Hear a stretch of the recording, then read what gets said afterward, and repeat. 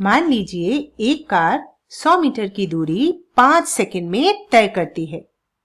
इस वीडियो में हमारा लक्ष्य पता लगाना है कि उस कार की चाल यानी स्पीड क्या है, या वेग यानी वेलोसिटी से किस तरह से अलग है, और हम कागज के टुकड़े पर गति यानी मोशन को कैसे दर्शाते हैं।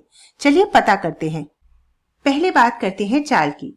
हम चाल को किसी वस्तु द्वारा तय की गई दूरी को उस दूरी को तय करने में लगे समय से विभाजित करके परिभाषित करते हैं। हमारे उदाहरण में तय की गई दूरी 100 मीटर है और समय 5 सेकंड।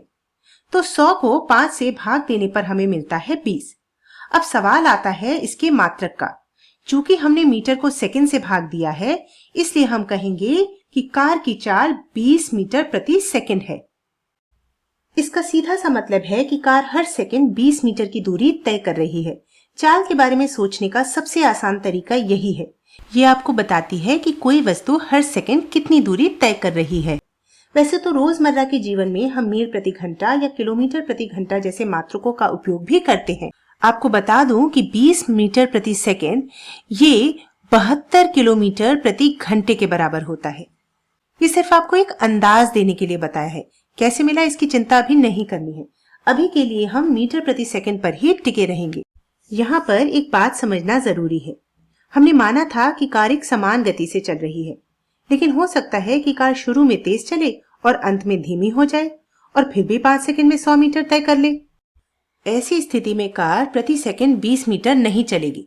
लेकिन यदि हम कार की चाल की बात करें तो वो अभी भी 100/5 यानी कि 20 मीटर प्रति सेकंड ही है। तो फिर 20 मीटर प्रति सेकंड का क्या मतलब हुआ?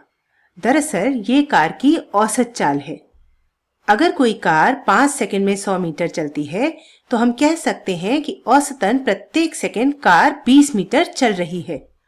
और इसी वजह से कई बार हम दूरी बटा समय को औसत चाल भी बोलते हैं। फिलहाल इस वीडियो की सरलता के लिए हम मान लेते हैं कि कार एक समान गति से चल रही है और आगे बढ़ते हैं। तो ये तो बात हो गई चाल की। अब सवाल आता है कि हम इसे कागज पर कैसे दर्शाते हैं। इसके लिए हम ग्राफ बनाते हैं। सबसे पहले एक क्षैतिज रेखा खींचते हैं यानी कि एक्स अक्ष, जिस पर हम समय को दर्शाते हैं। फिर एक ऊर्ध्वाधर रेखा वाई अक्ष खींचते हैं जिस पर हम दूरी को दर्शाते हैं। अब हम हर सेकंड के अंतराल पर देखें तो 0 सेकंड पर दूरी 0 है। इसी प्रकार 1 सेकंड बाद कार 20 मीटर पर है, 2 सेकंड बाद कार 40 मीटर पर है, 3 सेकंड बाद कार 60 मीटर पर है, 4 सेकंड बाद कार 80 मीटर पर और 5 सेकंड बाद वह 100 मीटर पर पहुंच जाती है। अब क्या करेंगे? अब हम इन वैल्यूज को प्लॉट करेंगे। यहाँ y अक्ष पर हम अपनी दूरी को लिख लेंगे जो कि मीटर में है, और x अक्ष पर हम अपने समय को लिख लेंगे जो कि सेकंड में है। अब 0 सेकंड पर कार ने 0 मीटर दूरी तय करी थी, तो यहाँ हमें ये वाला बिंदु मिल जाएगा। 0 सेकंड पर 0 मीटर। आगे बढ़ते हैं। 1 सेकंड पर कार ने 20 मीटर की दूरी तय कर ली, तो इसे भी अंकित कर लेते हैं। यहाँ 20 के समकक्ष एक रेखा खींचेंगे और इसी प्रकार से एक समकक्ष एक रेखा खींच लेते हैं। ये वाला बिंदु हो गया 1 सेकंड पर 20 मीटर, इसको अंकित कर लिया।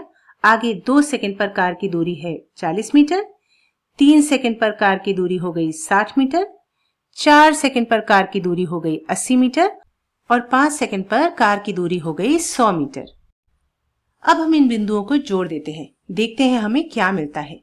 इन बिंदुओं को जोड़ने पर हमें एक सरल रेखा मिलेगी और ये सरल रेखा ही हमारी कार की गति को दर्शा रही है। और इसी प्रकार से हम चाल को कागज पर प्रदर्शित करते हैं। है ना मजेदार? लेकिन इसमें एक और भी अद्भुत चीज छुपी हुई है। ये क्षैतिज हिस्सा 5 सेकंड है और इसी प्रकार से ये ऊर्ध्वाधर हिस्सा 100 मीटर है। अब चूंकि चाल दूरी बटा समय के बराबर होती है, इस ग्राफ में चाल ऊर्ध्वाधर हिस्से बटे क्षैतिज हिस्से के बराबर हो जाएगी। तो हम कह सकते हैं कि यदि इस दूरी समय ग्राफ में हम ऊर्ध्वाधर हिस्से को क्षैतिज हिस्से से भाग दें तो हमें चाल मिल जाएगी। और इस तरीके से हम किसी भी बिंदु पर चाल की गणना करें, हमें समान परिणाम मिलेगा। यहाँ पर ऊर्ध्वाधर है 40 मीटर और क्षैतिज है 2 सेकंड, तो हमें चाल मिल जाएगी वही 20 मीटर प्रति सेकंड। अब ऊर्ध्वाधर हिस्से को क्षैतिज हिस्से से भाग देने पर जो राशि हमें मिल रही है उसके लिए एक विशेष नाम है जिसे प्रवणता ढाल या अंग्रेजी में स्लोप कहा जाता है। इसको हम राइज ओवर रन से भी समझ सकते हैं, और चूंकि हमारा एक्स अक्ष क्षैतिज दिशा में होता है और वाई अक्ष ऊर्ध्वाधर दिशा में, स्लोप को हम y में परिवर्तन बटे x में परिवर्तन के रूप में भी देख सकते हैं। आपको जो परिभाषा सरल लगती है, आप उस रूप में प्रवणता को याद कर सकते हैं। अब इस राशि को स्लोप या ढाल इसलिए कहा जाता है क्योंकि यह इस रेखा के झुकाव के बारे में हमको सूचना देती है। यदि मैं इस रेखा को थोड़ा और खड़ा बना दूं, तो आप देख सकते हैं कि इसकी ढाल बढ़ जाएगी। चूंकि क्षैतिज हिस्सा समान है, सिर्फ ऊर्ध्वाधर हिस्सा बढ़ा है, रेखा की ढाल का बढ़ जाना स्वाभाविक है। अब चूंकि ढाल चाल के बराबर होती है, हम कह सकते हैं कि कार पहले की अपेक्षाकृत तेजी से चल रही है। क्या यह अद्भुत नहीं है?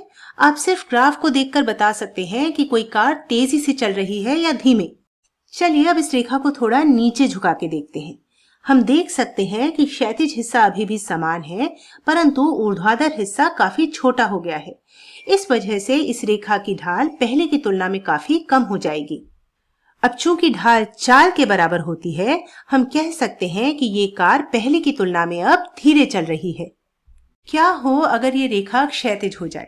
इस स्थिति में ऊर्ध्वाधर हिस्से का मान 0 हो जाएगा और ढाल भी 0 हो जाएगी। और ये बिल्कुल ठीक है, क्योंकि ढाल के 0 होने का मतलब है चाल का 0 होना। मतलब कार विराम अवस्था में है, एट रेस्ट है, और किसी भी समय पर कार द्वारा चली गई दूरी 0 है। तो कितना मजेदार था ये। बस इस रेखा को देखकर हम बता सकते थे कि चाल ज्यादा है या कम। अंत में बात करते हैं वेग यानी वेलोसिटी की। वेग और कुछ नहीं, बस दिशा के साथ चाल है।